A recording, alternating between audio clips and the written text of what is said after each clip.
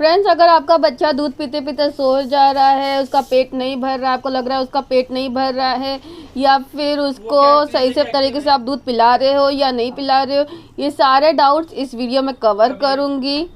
दूध किस तरह से पिलाना चाहिए न्यूबॉर्न बेबी को, क्या क्या आपको निगरानी रखनी चाहिए, कैसे पिलाना चाहिए, सब बताने वाली हूँ। पोजीशंस बताने वाली हूँ, आपको निपल को किस तरह से होल्ड करना चाहिए, बेबी को किस तरह से होल्ड करना चाहिए, सब बताऊंगी इस वीडियो में।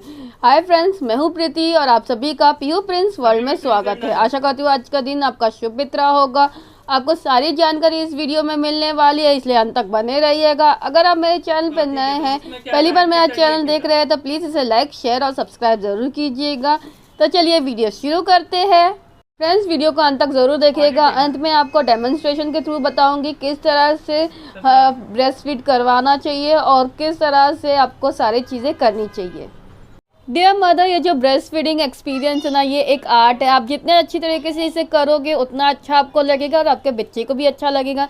जितने अच्छे तरीके से आप होल्ड कर सको, उसे अच्छी तरह से पिला सको, आपके लिए भी सुखद होगा और आपके बच्चे के लिए भी सुखद होगा। जितना अच्छा मतलब कि ब्रेस्ट फीड कराओगे उतना बच्चा एक्टिव होगा, उसका ग्रोथ अच्छा रहेगा, वेट अच्छा रहेगा, उसे किसी प्रकार की जो न्यूबॉर्न डिजीज़ होती है ना वो नहीं होगी। क्योंकि बच्चे आप है ना खुद उसे एंटीबायोटिक भी देते हो ब्रेस्ट मिल्क के जरिए। ब्रेस्ट मिल्क है ना संपूर्ण आहार है बच्चे के लिए। फ्रेंड्स, ब्रेस्ट फीडिंग कराते समय ना माँ को ना बेबी को कोई तकलीफ होती है। चलिए मैं आपको बताती हूँ कुछ पॉइंट्स है आपको ध्यान में रखने हैं। जैसे कि नंबर 1 कि आपको है ना एकदम कंफर्टेबल जोन में होना चाहिए। ऐसे जगह पे बैठ के ब्रेस्ट फीडिंग करानी है जहाँ पर कोई आता जाता नहीं है, मतलब जैसे कि जिसके सामने आप ब्रेस्ट फीड कराते समय अनकंफर्टेबल हो, मतलब कि मेंटली कोई भी डिस्टर्बेंस ना हो आपको ब्रेस्ट फीड कराते समय, ना बेबी को ना आपको। इसलिए वैसी प्राइवेसी वाली जगह पे ही आपको दूध मिल्क पिलाना चाहिए। फ्रेंड्स, प्राइवेसी इसलिए होनी चाहिए कि बच्चा जब दूध पीता रहता है ना, ज़्यादा शोर शराबा होगा तो बच्चा डिस्ट्रैक्ट हो सकता है, उधर देखेगा इधर देखेगा, दूध पीने में कंसंट्रेट नहीं करेगा और उसका पेट नहीं भरेगा। और दूसरी चीज़, अगर कि कोई ऐसा पर्सन आ जाए जिसके सामने आप ब्रेस्ट फीड कराते समय अनकंफर्टेबल हो, तो आपको बेबी को फटक से हटाना या फिर उसे ढकना ये सब करना पड़े। उससे अच्छा आप एक प्राइवेट रूम या फिर ऐसी जगह चुनो जहाँ पर ज़्यादा शोर शराबा और ज़्यादा पर्सनल आपका ही हो।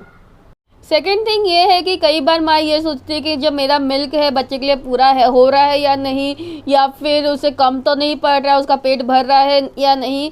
ये सारी चीज़ें आपको सोचनी नहीं है, क्योंकि आपको अगर बेबी हुआ है तो प्रॉपर मिल्क आएगा ही। अगर आप अपने दिमाग में पहले से ये ठान लो कि आपको प्रॉपर मिल्क नहीं आ रहा है और बेबी का पेट नहीं भर रहा है तो वो होगा। इसलिए मेंटली अपने आप को पॉजिटिव रखना है कि आपको प्रॉपर मिल्क आ रहा है। अगर मेंटली आप पॉजिटिव रहोगे तो आपको प्रॉपर मिल्क आएगा ही, ये गारंटी है। आप जो सोचते हो वो होगा। मैंने भी प्रिंस के टाइम पे यही सारी चीज़ें की है, इसलिए वो ज़्यादा टाइम तक मेरा ब्रेस्ट फीड कर सका। फॉर एग्ज़ाम्पल, जब आप देखो किसी चीज़ से डर जाते हो या फिर आपको किसी चीज़ का डर होता है, जैसे एग्ज़ाम के टाइम पे या फिर किसी भी टाइम पे, तो आपका गला जो है सूखने लगता है, आपको बहुत घबराहट महसूस होती है। तो जब गला सूखता है इसका मतलब है कि आपको डिहाइड्रेशन हल्का हल्का होने लगता है। तो वही सेम चीज़ इसमें भी है, ब्रेस्ट फीडिंग में भी है। जब आपको ये डाउट हो कि बच्चे को दूध पिला नहीं पा रहे हो, आपको किसी प्रकार का डर हो मन में कि बच्चे को हो रहा है, दूध हो रहा है या नहीं हो रहा है, तो उसकी वजह से आपको ब्रेस्ट फीड में भी प्रॉब्लम आती है। इसलिए बी पॉजिटिव। फ्रेंड्स, ये जो माँ और बच्चे का जो रिलेशनशिप है ना वो बहुत अच्छा होता है। कुछ दिनों के बाद आप नोटिस करोगे कि जैसे ही आपके बच्चे को भूख लगेगी ना, आपको भी मतलब कि ब्रेस्ट में से सिक्रेशन होने लगेगा। इन शॉर्ट आपको दूध निकलने लगेगा, आपको ऐसा लगेगा कि अभी बच्चे को पिला दूँ। और अब चलिए मैं आपको पोजीशंस बताती हूँ किस तरह से आपको बच्चे को होल्ड करना है, और एकदम आरामदायक पोजीशन कौन सा है वो भी बताऊँगी मैं आपको। फ्रेंड्स, वैसे तो आपको बहुत सारे पोजीशन बताए जाएंगे, जिससे भी आप पूछोगे, दादी नानी से पूछोगे वो भी अलग अलग पोजीशंस बताएंगे, और या फिर आप यूट्यूब पे सर्च करोगे तो वो वहाँ पर ही बहुत सारे पोजीशंस है ब्रेस्ट फीडिंग करवाने के। पर मैं आप लोगों से अपना एक्सपीरियंस शेयर कर रही हूँ इस चीज़ के लिए, तो मैं आपको सिर्फ 2 जो पोजीशन है वो रिकमेंड करूँगी कि वो दोनों पोजीशन मैंने भी इस्तेमाल किया है। पहला जो पोजीशन है वो मैंने शुरुआती दौर में मतलब कि इस्तेमाल किया था, जब तक प्रिंस 1 महीने का था, जब तक मेरे टाँके सूख नहीं गए तब तक मैंने वो पोजीशन यूज़ की। और सेकंड जो पोजीशन है उसके बाद यूज़ करती थी। शुरुआती दौर में सी सेक्शन से हो या फिर नॉर्मल डिलीवरी हो, दोनों में ही टाँके लगते हैं। उस टाइम पे आपको लेट के दूध पिलाना है। उसमें ये होगा कि आपके टाँके भी दर्द नहीं देंगे और बच्चा दूध भी पी लेगा। पर उसमें 2 चीज़ें ध्यान रखनी है, ताकि पहला कि आपको जागे रहना है, क्योंकि इस पोजीशन में आप दूध पिलाते पिलाते है ना, आपको कभी भी आँख लग सकती है। और आपको बहुत अच्छी तरीके से बच्चे को होल्ड करना है, ताकि वो जो दूध ना अच्छी तरीके से उसके पेट में जाए और उसे ना दूध पिलाने के बाद ढकार ज़रूर दे। फ्रेंड्स, आपको ऐसा लग रहा है कि आप दूध पिलाते पिलाते सो जाओगे, तो आपकी मम्मी हो या सास हो, उनसे बोले कि आपको जगाए रखे। तो ये पोजीशन जो है ना वो बहुत अच्छा होता है, मेरे लिए तो बहुत फ़ायदेमंद था, आपको भी फ़ायदा देगा। और दूसरा जो पोजीशन है वो आप कुछ दिनों के बाद भी इस्तेमाल कर सकते हो, जैसे कि बच्चा 1 महीने का हो गया, 2 महीने का हो गया, 1 साल का हो गया, तब भी आप ये पोजीशन इस्तेमाल कर सकते हो। फ्रेंड्स, सेकंड पोजीशन में क्या होता है कि आपको पैर फोल्ड करके बैठना है। अगर आपके स्टिचेस अभी भी है, मतलब कि ताज़ा है, डॉक्टर ने फोल्ड करने से मना किया है, तो आप चेयर पे भी बैठ सकते हैं। पर इस पोजीशन में ये ध्यान रखिएगा कि आपको झुक के दूध नहीं पिलाना है। अगर आप ज़्यादा झुकोगे तो आपके जो बैक है ना उसमें दर्द होना चालू हो जाएगा आगे चल के। बैक का जो दर्द है ना वो लाइफ टाइम रहता है, इसलिए अभी से आपको ध्यान रखना है हर चीज़ का। जैसे जैसे मैं बता रही हूँ उसी तरह से आपको दूध पिलाना है। फिर उसके बाद आपको एक पिलो रखना है, कोई भी पिलो आप जो यूज़ करते हो ना वो पिलो रखना है। और फिर उसके बाद आपको कुछ इस तरह से हाथ रखना है, देखिए दिख रहा है, और यहाँ पर जो कोनी दिख रही है ना वहाँ पर बच्चे का सर रखना है और आपको इस तरह से मिल्क पिलाना है। देख रहे हैं आप, उसी तरह से आपको पिलाना है। उससे ये होगा कि जो बच्चा है ना कंफर्टेबल तरीके से दूध पी सकेगा, आपको भी पिलाने में आसानी होगी। ताकि वो जब अगर आपने तकिया रखा रहेगा ना उसके बच्चे के नीचे, तो आपको ज़्यादा झुकने की भी ज़रूरत नहीं पड़ेगी। और दूसरी चीज़, जब आप दूध पिलाते रहो ना, आपको दोनों हाथ का इस्तेमाल करना है, इसलिए जो ये हाथ से ना बच्चे का जो टमी है ना आपको टच होना चाहिए, उस तरह से आपको पकड़ना है। मतलब कि आपके टमी और बच्चे की टमी एक साथ टच होते रहे, आपको उसी तरह से पकड़ना है बच्चे को। आप सिर्फ सिर पकड़ोगे तो जैसे कि आप इस तरह से पानी पियोगे तो आपका गर्दन दुखने लगेगा और पानी जल्दी ज़्यादा देर तक नहीं पी सकोगे ना, उसी तरह से बच्चा भी कभी गर्दन दुखने लगता है और वो ज़्यादा टाइम तक नहीं पीता है। उससे ये होगा कि 5 मिनट पीने के बाद आपको लगेगा कि उसका पेट भर गया है, आप रख दोगे तो फिर उसके बाद फिर से रोने लगेगा। इस वजह से आप उसी तरीके से उसके पकड़े। बच्चे की जो बॉडी है ना स्लाइडली ऊपर रहेगी, देखिए किस तरह से मैंने हाथ रखा है ना उसी तरह से स्लाइडली ऊपर रहेगी, ताकि जो दूध है ना वो डायरेक्टली उसके पेट में जाए, लेकिन ज़्यादा स्लाइड ऊपर नहीं रहना चाहिए इस तरह से, और पैर ऊपर ऐसे नहीं रहना चाहिए, क्योंकि इससे ये होगा कि बच्चे को कंफर्टेबल दूध नहीं पी पाएगा और वो जल्दी छोड़ देगा और फिर उसके बाद थोड़ी देर के बाद फिर से रोने लगेगा। डियर मदर, ये तो बात हो गई पोजीशन की। चलिए आपको बताती हूँ किस तरह से आपको अटैच करना है अपने बेबी को अपने निप्पल से। पहला आपको क्या करना है कि जो आपका निप्पल है ना बेबी के नोज़ तक लाना है, मतलब कि यहाँ तक ऐसे।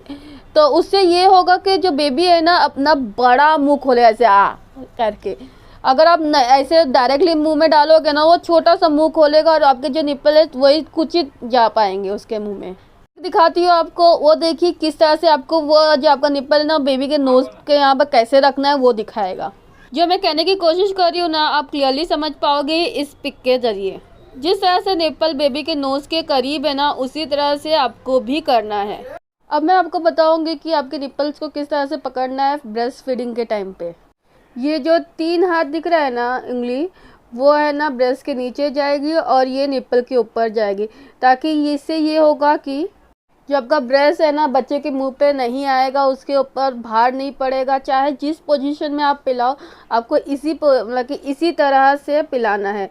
3 उंगली ब्रेस्ट के नीचे और ये जो है ऊपर निप्पल के ऊपर, और जब आपका निप्पल होगा ना इसके अंदर होगा, तो यहीं से आप दूध पिलाओगे। इससे ये होगा कि आपका जो ब्रेस्ट है उसके ऊपर नहीं आएगा, वो आराम से दूध पी भी सकेगा और इंजॉय भी कर सकेगा। अब चलिए बताती हूँ किस तरह से आपका बच्चा दूध पिएगा। फ्रेंड, जैसे ही बच्चा बड़ा मुंह खोले वैसे ही आपको अपना डार्कर पोर्शन है ना निप्पल का, वहाँ तक आपको उसके मुंह में डालना है। उससे ये होगा कि बच्चा आसानी से दूध पी भी सकेगा और आपको जो निप्पल के पेन्स होते हैं वो सब भी समस्या नहीं होगी। अगर बच्चा छोटा मुंह खोलेगा तो आपको निप्पल पेन होगा और वहाँ पर रेडनेस आ जाएगी, इसलिए कोशिश करें बच्चा ज़्यादा बड़ा मुंह खोले। देखिए मैं जूम करके दिखाती हूँ किस तरह से दूध अंदर पास होगा। और जो लिप्स है ना बच्चे की, आपके मतलब कि डार्कर पार्ट के आगे रहेगी। इससे बच्चा ज़्यादा टाइम तक फीड कर सकेगा। देखिए वो डायरेक्टली उसको कुछ नहीं करना है और डायरेक्टली पेट में जाएगा। अब चलिए कुछ ऐसी बात है जो आपको जाननी ज़रूरी है कि आप सोचोगे कि बच्चे फीड सही से ले रहा है, बच्चे का मुंह वाइड ओपन हुआ है या नहीं, वो कैसे समझेगा। जब बच्चा फीड ले रहा रहेगा ना, उसका मुंह पूरा इस तरह से पोजीशन में रहेगा। इसका मतलब है कि उसका मुंह में अच्छी तरह से जा रहा है दूध। बेबी का जो लिप्स है वो बाहर की तरफ होंगे और बेबी का जो चिन है वो ब्रेस्ट को चिपका रहेगा। ध्यान देने वाली ये बात है कि निप्पल का, अगर आप बच्चा निप्पल को ही सक कर रहा होगा ना तो बच्चे को दूध नहीं आएगा। वो सिर्फ चूसते चूसते, जैसे पैसिफायर देते हैं हम बच्चे को, चूसते चूसते सो जाता है, बस वही करेगा, उसका पेट नहीं भरा रहेगा। निप्पल का पूरा डार्कर पोर्शन कवर होएगा तब भी दूध अच्छे से आएगा और उसका पेट भरेगा। और दूसरी चीज़, जब बच्चे को भूख बहुत तेज़ लगी होती है और वो सिर्फ निप्पल को पकड़ता है और दूध अच्छे से नहीं आ रहा होता है तो वो और ज़ोर से सक करता है कि दूध आने लगे। तो उससे ये होता है कि जो बच्चे के माँ के जो निप्पल्स है ना वो रेडनेस होने लगती है, वहाँ पर घाव होने लगता है और वहाँ पर बच्चा चबाने भी लगता है, उस वजह से वहाँ पर घाव होने लगता है। फ्रेंड्स, यही था कुछ बच्चे से रिलेटेड इंपॉर्टेंट बातें। होप से आज का वीडियो पसंद आया रहेगा। पसंद आया तो प्लीज़ लाइक ज़रूर कीजिएगा। मिलते हैं नेक्स्ट वीडियो में। चलिए बाय।